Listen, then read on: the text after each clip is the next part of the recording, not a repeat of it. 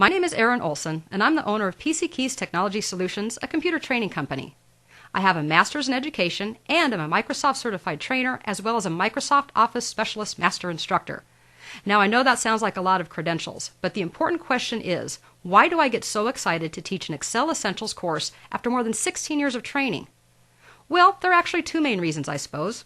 First is that Excel is such a rich and versatile application that every time I teach it to a new audience, we discuss different ways to use it for different types of data and different things that we want to capture, store, and communicate, each requiring somewhat unique applications of even the most common core skills. That means it never gets boring. There's always something new, or at least a variety of ways in which we can work with Excel. The second reason I still enjoy Excel is because Excel actually brings a little bit of fear to at least a little bit of people. Maybe even a little bit of apprehension, if not full fear. But that's not really why I enjoy it. What I like to do, though, is to be able to break this application down into simple core concepts and practices, so that even what seems like it might be really complicated is just as easy as something that seems really simple. That's what we're going to do in this series. We're going to go from start to finish, including creating worksheets, configuring workbooks, entering data, understanding formulas and functions, applying regular, custom, and conditional formatting, creating charts, using tables, and more. By the end of the series, you'll be ready and able to take on Excel projects with confidence, not fear or apprehension. You'll understand how every cell and function works. You'll be able to work with Excel regardless of the specific type of data that you use. You'll be able to do so efficiently and accurately, and those are really important to me, and I think they will be to you as well. Whether you're a brand new Excel user, one who has used it without any formal training, or you're one who has used older versions and want to know all the latest greatest stuff in this version. Total Training's Microsoft Office Excel 2010 Essentials is exactly where you need to be. So, if you're ready, let's get started exploring the wonders of working with worksheets. Like almost anywhere else we go or anything else we do, it usually pays over and over again if we get familiar with our surroundings and comfortable with what things we have to work with before we actually venture out. Excel is no different. In fact, in this application, more than probably all of the others in the Office suite, it's beneficial to understand exactly what we have so that we know the possibility and the potential before we even begin. That way, all of our insecurities are handled and we can get right down to business, regardless of what that actual business may be. Well, now, I like to give you a little credit, and maybe I will admit that all of your insecurities aren't going to go away with this little introduction, but we'll have a good start on getting you comfortable and settled in. So let's go ahead and do that. And in order to do so, I'm going to actually open up a file that's already been created from my Project Files folder. This is sitting on the desktop, so I'll give that a double click. I'll double click Chapter 1, and then I'll double click the Excel 2010 sample file. That, of course, is going to launch the file by opening Excel as well. What we have here are just several examples of different types of data, different types of formatting, and different tools that we can use as we get comfortable and familiar with Excel. I actually want you to start thinking about several things. I want you to think about what types of things you can do with spreadsheets, as well as what kind of data you can use and how it can be presented using Excel, and how Excel is going to help facilitate this.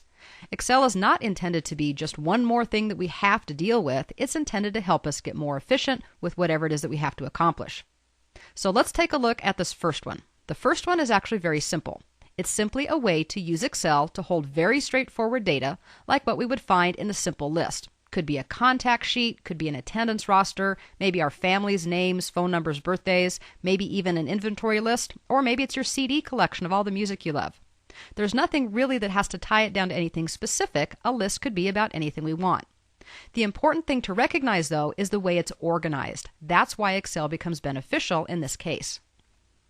The first thing we notice is that Excel organizes things into rows and columns. Columns going up and down, and of course rows going across.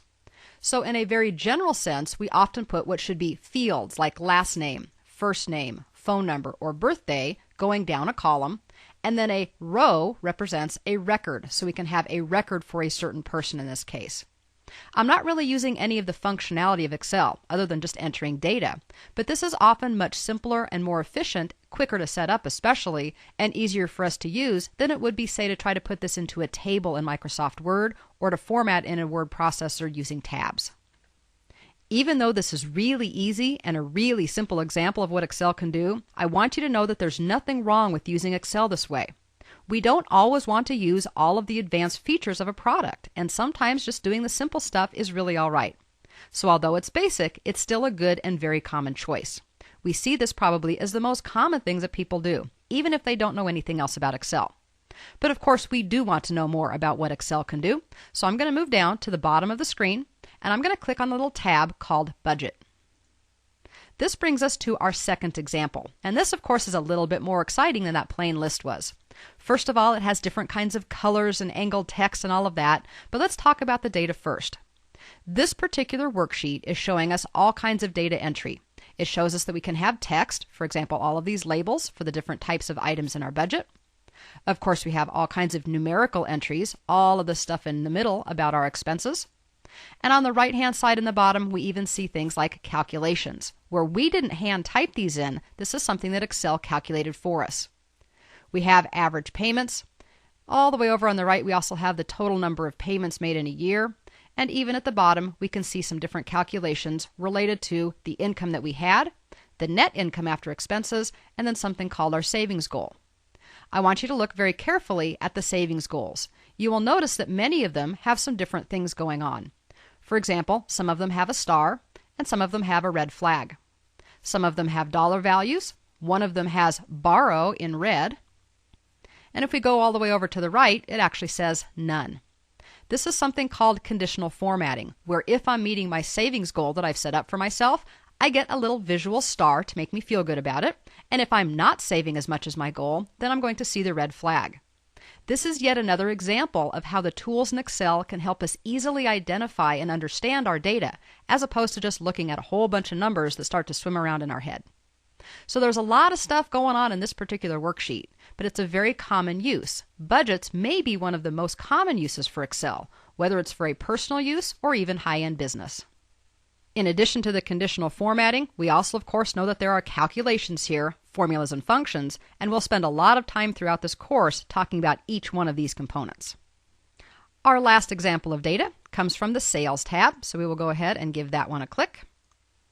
And I know this one doesn't look quite as exciting as our budget did, but really it's a different way of looking at data. This actually looks very simple because it's very, shall we say, consistent. We have labels all the way across the top, followed by a bunch of records, and there's not a lot of shading and calculations and those types of things going on. What makes this different is that this is actually a table. The first thing we notice is that it has wonderful formatting. It has the alternating lines so that we can see that some of them are shaded and the next one isn't. That makes it very easy with lots of data to keep track of which record you're looking at. You may also have noticed our little drop downs at the top.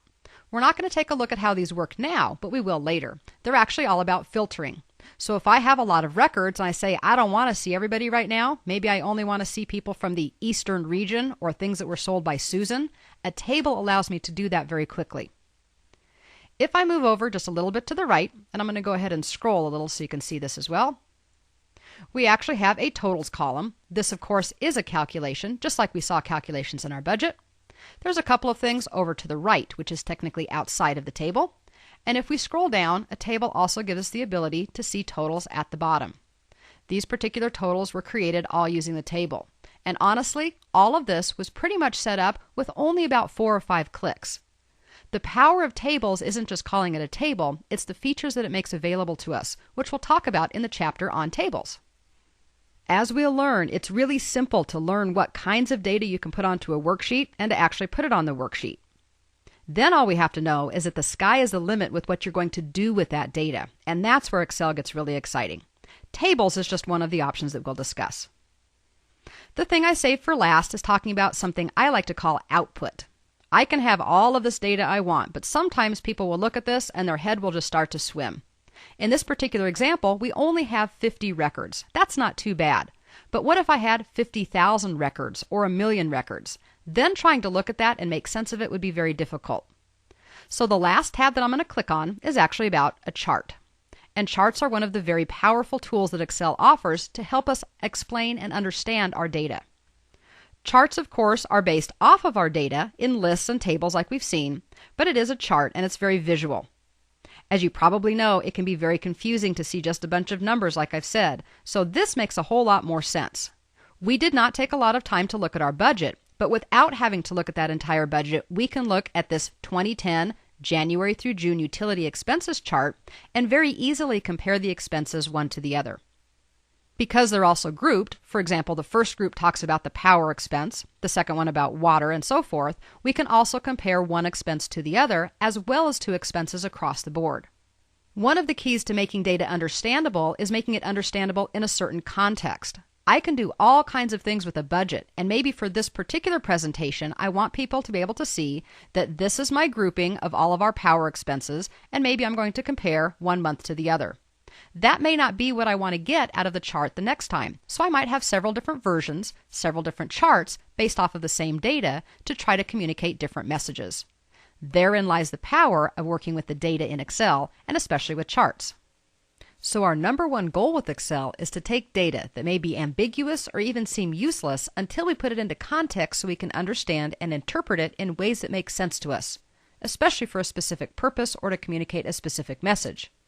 We can do that through simple organization, performing a variety of calculations, and even making charts so we can more easily visualize what the data means.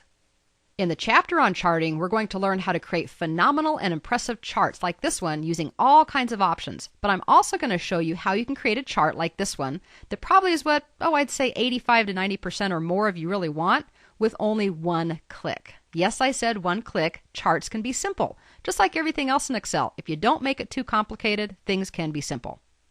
So our first example was just a way to work with text in a different way, something that was a little bit more simple than a word processor. Our other examples extend that to be the true features of what Excel can do, like calculations and sorting and filtering.